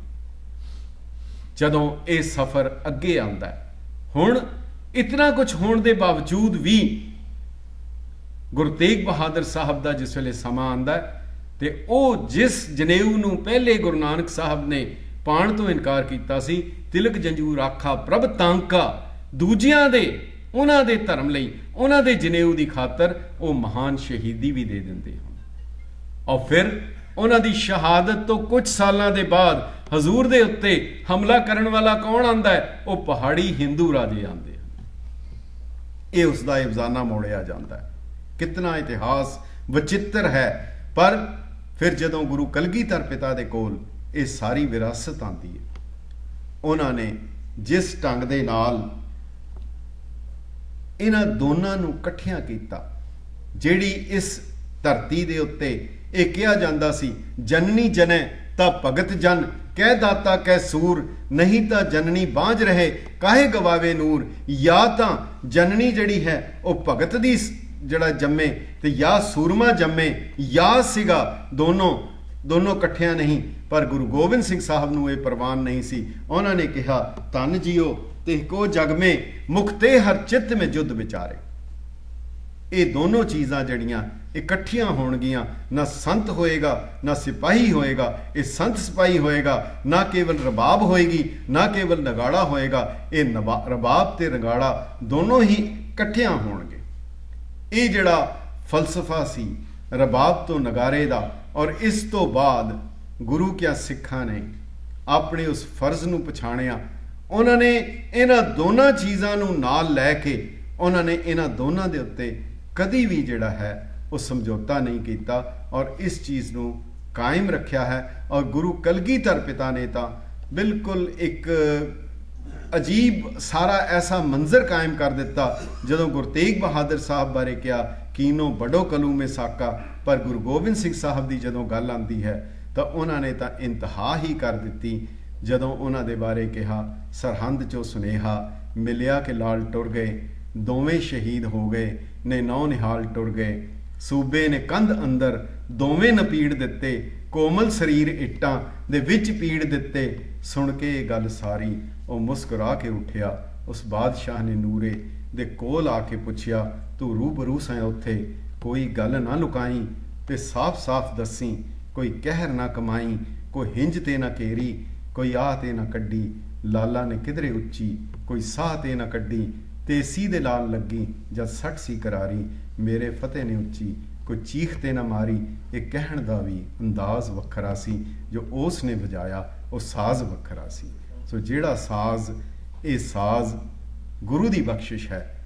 ਇਹ ਸਾਜ਼ ਹਰ ਚੀਜ਼, ਜਿਹੜੀ ਵੀ ਚੀਜ਼ ਹੋਏਗੀ ਉਹ ਸਾਨੂੰ ਆਪਣੇ ਸੀਨੇ ਦੇ ਨਾਲ ਲਾ ਕੇ ਰੱਖਣ ਵਾਲੀ ਗੱਲ ਹੈ। ਪਰ ਇਹਨਾਂ ਦੋਨੋਂ ਚੀਜ਼ਾਂ ਦੀ ਵਿਰਾਸਤ ਜੋ ਹੈ ਉਹ ਖਾਲਸਾ ਇਸ ਦਾ ਵਾਰਸ ਹੈ। ਪਰ ਇਸ ਦੇ ਨਾਲ ਇੱਕ ਚੀਜ਼ ਹੋਰ ਬਹੁਤ ਅਹਿਮ ਹੈ, ਉਹ ਇਤਨੀ ਮਹੱਤਵਪੂਰਨ ਹੈ ਕਿ ਉਸ ਨੂੰ ਸਮਝਣ ਦੀ ਲੋੜ ਹੈ। ਹਜ਼ੂਰ ਨੇ, ਜਦੋਂ ਗੁਰੂ ਨਾਨਕ ਦੇਵ ਜੀ ਮਹਾਰਾਜ ਨੇ ਜਦੋਂ ਇਸ ਧਰਤੀ ਦੇ ਉੱਤੇ ਆਏ ਹਨ, ਇਹ ਦੋ ਵੱਖ-ਵੱਖ ਫਲਸਫਿਆਂ ਨੂੰ ਇੱਕ ਕਰਨ ਦੀ ਕੋਸ਼ਿਸ਼ ਕੀਤੀ। ਜਿਹੜੇ ਇਹਦੇ ਵਿੱਚੋਂ ਨਿਕਲ ਆਏ ਉਹਨਾਂ ਨੇ ਹਜ਼ੂਰ ਦੇ ਉਸ ਪੈਗਾਮ ਨੂੰ ਮੰਨਿਆ। ਹਜ਼ੂਰ ਨੇ ਇਹੀ ਕਿਹਾ, ਬਿਸਰ ਗਈ ਸਭ ਤਾਤ ਪਰਾਈ। ਇਹ ਨਹੀਂ ਕਿ ਕੇਵਲ ਹਿੰਦੂ ਜਾਂ ਕੇਵਲ ਮੁਸਲਮਾਨ। ਜਦੋਂ ਗੁਰੂ ਨਾਨਕ ਦੇਵ ਜੀ ਨੂੰ ਕਿਹਾ, ਹਿੰਦੂ ਵੱਡਾ ਕਿ ਮੁਸਲਮਾਨ ਹੋਈ, ਬਾਬਾ ਆਖੇ ਹਾਜੀਆਂ ਸ਼ੁਭ ਅਮਲਾ ਬਾਝੋ ਦੋਨੋਂ ਰੋਈ। ਜੇ ਗੁਰੂ ਗੋਬਿੰਦ ਸਿੰਘ ਸਾਹਿਬ ਕਹਿ ਰਹੇ ਹਨ ਕਿ ਰਹਿਤ ਪਿਆਰੀ ਮੁਝ ਕੋ ਸਿੱਖ ਪਿਆਰਾ ਨਾ ਹੈ, ਇਹ ਬਿਲਕੁਲ ਉਹੀ ਪੈਗਾਮ ਹੈ। ਮਗਰ ਗੁਰੂ ਗੋਬਿੰਦ ਸਿੰਘ ਸਾਹਿਬ ਵੇਲੇ ਇੱਕ ਬੜਾ ਪ੍ਰਚੰਡ ਹਮਲਾ ਹੋਇਆ। ਉਹ ਇਹ ਸੀ ਕਿ ਇਹ ਸਾਰਿਆਂ ਨੂੰ ਇੱਕ ਕਰ ਦਿੱਤਾ ਜਾਏ, ਇਹ ਯੂਨਿਟੀ ਜਿਹੜੀ ਆ ਆਫ ਰਿਲੀਜਨ ਕਰ ਦਿੱਤੀ ਜਾਏ। ਅਸਲ ਵਿੱਚ ਉਹ ਯੂਨਿਟੀ ਆਫ ਰਿਲੀਜਨ ਨਹੀਂ ਸੀ, ਇਹ ਬਹੁਤ ਅਹਿਮ ਹੈ, ਯੂਨੀਫਿਕੇਸ਼ਨ ਆਫ ਰਿਲੀਜਨ ਸੀ। ਭਾਈ ਸੰਤੋਖ ਸਿੰਘ ਜੀ ਨੇ ਲਿਖਿਆ ਕਿ ਜੇਕਰ ਜੇ ਗੁਰੂ ਗੋਬਿੰਦ ਸਿੰਘ ਜੀ ਨਾ ਹੁੰਦੇ ਤਾਂ ਦੇਸ਼ ਦੇ ਵਿੱਚ ਰਾਸ਼ਟਰੀ ਏਕਤਾ ਹੋ ਜਾਣੀ ਸੀ, ਪੂਰੇ ਦੇਸ਼ ਦੇ ਵਿੱਚ ਨੈਸ਼ਨਲ ਯੂਨਿਟੀ ਹੋ ਜਾਣੀ ਸੀ। ਉਹਨਾਂ ਨੇ ਲਿਖਿਆ, ਛਾਏ ਜਾਤੀ ਏਕਤਾ अनेकता बिलाई जाती, फैलती कुचीलता कतेबन कुरान की, पाप ही परपक जाते, धर्म तसक जाते, वर्ण गरक जाते, सहज विधान की, देवी देव देहोरे संतोख सिंगा दूर होते, रीत मिट जाती कथा वेदन पुराण की, श्री गुरु गोबिंद सिंह परम पावन रूप, मूर्त ना होती जो पै करुणा निधान की।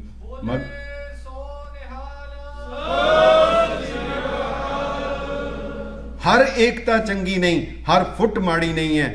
गोबिंद सिंह साहब ने ਇਹ ਏਕਤਾ ਨਹੀਂ ਹੋਣ ਦਿੱਤੀ। ਉਸ ਵੇਲੇ ਵੀ ਕੋਸ਼ਿਸ਼ ਕੀਤੀ, ਅੱਜ ਫਿਰ ਇੱਕ ਨਾਰਾ ਦਿੱਤਾ ਜਾ ਰਿਹਾ ਹੈ, unity of religions born in India. ਯਾਨੀ ਇਹਦੇ ਵਿੱਚੋਂ ਹਿੰਦੂ, ਜੈਨ, ਬੋਧੀ, ਸਿੱਖ ਇਕੱਠਿਆਂ ਕਰ ਦਿਓ, ਬਾਕੀਆਂ ਨੂੰ ਫਿਰ ਬਾਹਰ ਕੱਢ ਦਿਓ। ਇਹ ਬਿਲਕੁਲ ਔਰੰਗਜ਼ੇਬ ਵਾਲੀ ਰਾਸ਼ਟਰੀ ਏਕਤਾ ਹੈ। ਜੇ ਉਸ ਵੇਲੇ ਸਿੰਘਾਂ ਨੂੰ ਪ੍ਰਵਾਨ ਨਹੀਂ ਸੀ, ਗੁਰੂ ਨੂੰ ਪ੍ਰਵਾਨ ਨਹੀਂ ਸੀ, ਤੇ ਜੇ ਅਗਰ ਇਸ ਨੂੰ ਪ੍ਰਵਾਨ ਕਰ ਲੈਂਦੇ ਹਨ ਫਿਰ ਉਹ ਗੁਰੂ ਕੇ ਸਿੰਘ ਹੀ ਨਹੀਂ। ਇਹਨਾਂ ਲਫ਼ਜ਼ਾਂ ਦੇ ਨਾਲ ਹੋਈਆਂ ਭੁੱਲਾਂ ਚੱਕਾਂ ਦੀ ਖਿਮਾ। ਬਹੁਤ ਬਹੁਤ ਧੰਨਵਾਦ ਤੇ ਬਹੁਤ ਆਪ ਦਾ ਧੰਨਵਾਦ ਹੈ ਕਿ ਇਸ ਅਹਿਮ ਵਿਸ਼ੇ ਦੇ ਉੱਤੇ ਤੁਸੀਂ ਬੋਲਣ ਦਾ ਮੌਕਾ ਦਿੱਤਾ ਹੈ। ਬਹੁਤ ਵਿਸ਼ਾਲ ਵਿਸ਼ਾ ਹੈ। ਦਰਅਸਲ ਇਹ ਵਿਚਾਰ ਦਾ, ਡਿਸਕਸ਼ਨ ਦਾ ਹੈ, ਲੈਕਚਰ ਦਾ ਨਹੀਂ। ਪਰ ਜਿਸ ਤਰ੍ਹਾਂ ਵੀ ਆਪਨੇ ਪ੍ਰਬੰਧਕਾਂ ਨੇ ਇਸ ਚੀਜ਼ ਨੂੰ ਕੀਤਾ, ਔਰ ਅਸੀਂ ਬਾਣੀ ਦੇ ਨਾਲ, ਦੋਨਾਂ ਦੇ ਨਾਲ ਜੁੜੀਏ, ਔਰ ਉਹ ਸਾਖੀਆਂ ਜਿਹੜੀਆਂ ਹਨ ਉਹ ਸਾਡੇ ਲਈ ਬਹੁਤ ਇੱਕ ਮਹੱਤਵਪੂਰਨ ਸੋਰਸ ਹੈ। ਉਹਨਾਂ ਵਿੱਚ ਪੈਗਾਮ ਹੈ, ਇੱਕ ਸੁਨੇਹਾ ਹੈ, ਜਿਹੜਾ ਅਸੀਂ ਉਹਦੇ 'ਚੋਂ ਬਹੁਤ ਕੁਝ ਹਾਸਲ ਕਰ ਸਕਦੇ ਹਾਂ। ਇੱਕ ਵਾਰ ਫਿਰ ਬਹੁਤ ਬਹੁਤ ਧੰਨਵਾਦ। ਬੁਲਾਓ ਫਤਿਹ। ਵਾਹਿਗੁਰੂ ਜੀ ਕਾ ਖਾਲਸਾ, ਵਾਹਿਗੁਰੂ ਜੀ ਕੀ ਫਤਿਹ।